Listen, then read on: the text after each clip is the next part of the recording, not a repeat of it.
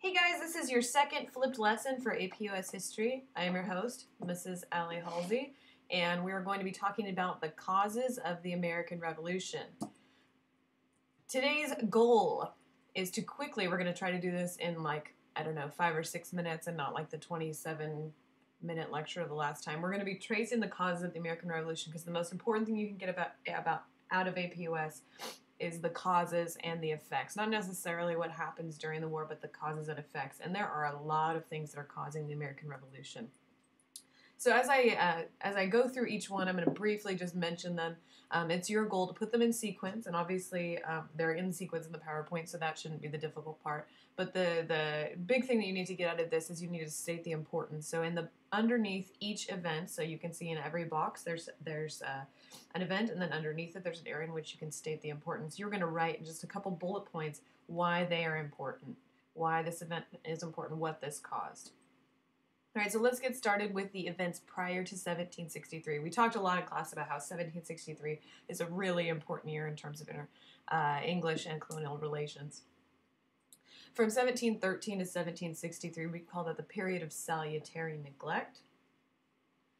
So this is when American colonials saw reduced government intervention in colonial affairs, and I believe that you probably know a little bit about this since I went over it pretty extensively in class. So make sure that as we go through each event, you're going to state the importance. If you need to pause the video, obviously you can, so you can write down a few things.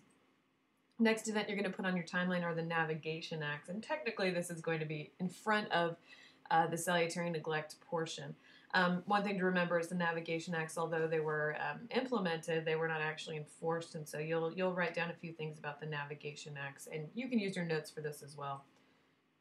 Next, you're going to put the Molasses Act. The Molasses Act, 1733. Remember, it imposed heavy duties or taxes on molasses, sugar, and rum that's imported from the French Caribbean. Make sure you write down the importance of that. Number 4, the Albany Plan of Union. Remember that this was what was implemented or what was possibly what they tried to implement prior to the French and Indian War. Remember, this is the brainchild of Benjamin Franklin. And remember that Join or Die cartoon. So make sure that you're writing a quick couple sentences about the Albany Plan of Union. And I believe it set a precedent, and we talk a lot about that in class. French and Indian War, 1756 to 1763. There's some important things that happen in between the colonials and the British military, and so you'll write down those things. Next, the writs of assistance, or the writs of assistance. Search warrants by British customs officers are issued, so they're allowed to board British vessels and American vessels and search for things that are being smuggled. It was a way in which they could try to reduce colonial smuggling. What happens as a result of this is a guy named James Otis. Remember, we talked about that Boston lawyer. He demands Parliament to repeal that act. That's where he writes his famous words, "No taxation without representation." He'll be getting a lot of press from his means of going against the writs of assistance. Then we call that the end of salutary neglect. 1763 marked the new era in relations between the English and the colonists, really ending with the Paris Peace Treaty. The British then feel that they need to take a stronger hold on the colonies for a couple of reasons. They have a new prime minister who seeks to enforce the Navigation Acts. That's George Grenville. King George III will take a more control. He wants to exercise increased control over the colonies. Next is Pontiac's Rebellion, 1763. What is it brought about in response to that is the Proclamation of 1763, and you learned about that in class, prohibiting colonials from moving west of the Appalachian Mountains. Make sure you're writing the importance of that. We talked about this next one in class is the Currency Act of 1764, restricting colonial printing of money. They want the colony to pay back their debts and taxes with hard currency. And we'll talk about hard and soft currency a lot in the next year, but they want them to pay back their debts with gold or silver. In addition to this, there's a trade deficit between England and America that will hurt the colonies.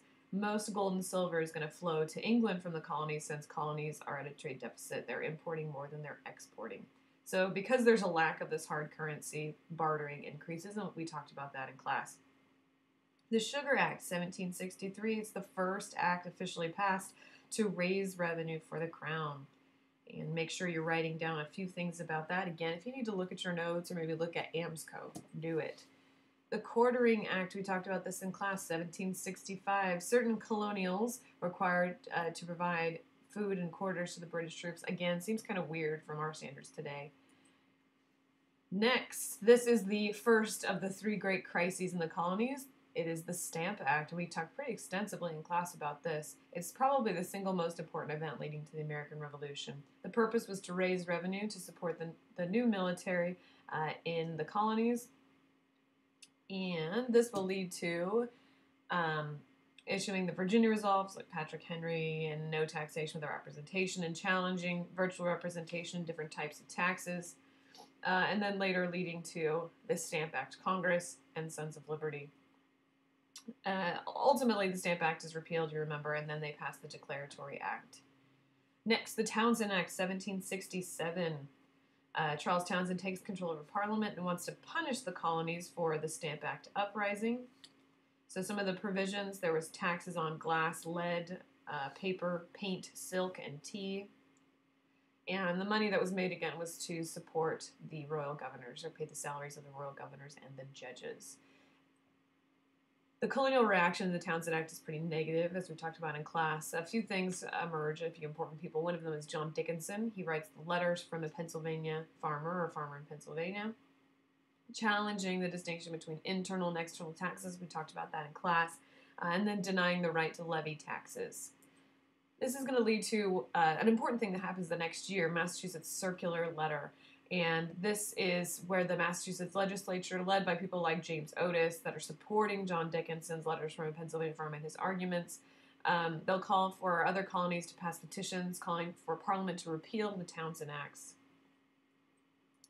And later on, moving on to the Boston Massacre, quote-unquote massacre in 1770. This is March of 1770. Soldiers being provoked, fire on the crowd. We talked about this in class. Next, the Townshend Acts are repealed.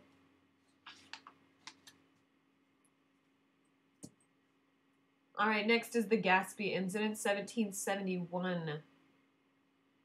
And this is really one of the only incidents between the period of 1770 to 1773 that will actually cause conflict. A British warship ran aground near Rhode Island. They were trying to pursue smugglers. The ship was notorious for extorting small vessels and allowing men to steal cattle, so they're kind of shady individuals. The Sons of Liberty, they dressed as Indians. They took the crew off the ship and set fire to it. The commander was wounded. Essentially what happens now is the Gaspee Commission is created to seek retribution to find those who are guilty, but they can't find them. And they would have sent them to England for trial. The Tea Act, 1773.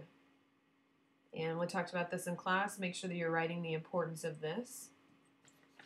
Moving on to the Boston Tea Party, probably one of the most popular of all the things that happened during the Revolution. This happens in December of 1773 in response to the Tea Act.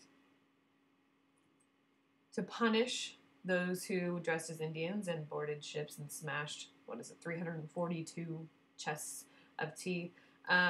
They passed the Intolerable Acts, also called the Coercive Acts, in 1774.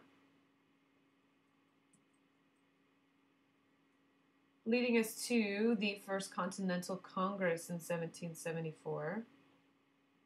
This is created in response to the Intolerable Acts. It's a committee of correspondence will urge the colonies to act quickly. So the First Continental Congress will deliberate from the fall of 1774, beginning then. There's going to be quite a few representatives, delegates from the North and the Southern colonies. Their goal was to endorse resolutions known as the Suffolk Resolves and to denounce the Intolerable Acts. So really they're just given a petition to redress their grievances, a way to discuss what's going on, and a place to discuss what's going on and come up with a plan, if you will. Leading on to 1775, and this is April of 1775, Lexington and Concord. You've heard it called the shot heard round the world. I believe we called it that in class. Although it wasn't called that until later on. This is kind of the first battle before war is officially declared. We'll talk more about this later on. Next major event is the Second Continental Congress in 1775. May of 1775, where all colonies are present. The most significant thing at this is they decide to go to war and they elect George Washington to be the head of the Continental Army. There are a couple other things, documents that are issued here. The Declaration of the Causes and Necessities for Taking Up Arms. Again, John Dickinson and now Thomas Jefferson writes this. It's essentially just a set of appeals to the king and the British people to redress to a redress of American grievances, and it's an immediate step towards the Declaration of Independence. Also at Second Continental Congress, they issue the Olive Branch Petition, which is kind of the last-ditch effort to avoid war. In 1775, this is in June of 1775, where the Continental Congress is in May, so the next month in June is one of the earlier battles. First we had Ticonderoga and Crown Point, but then the second one is probably one that is the most remembered, that you remember at Bunker Hill. It actually is it's a misnomer. It should be called Breed's Hill. And this is a fairly bloody battle, but it's still viewed as an American victory because of the heavy losses from the British. So after this, the king proclaims the colonies a rebellion in August of 1775.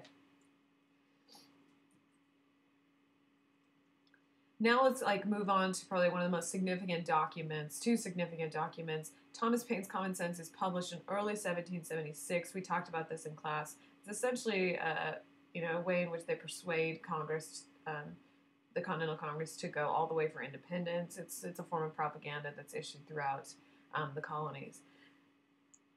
And then, last but not least, the Declaration of Independence. Woo, let's go back to that.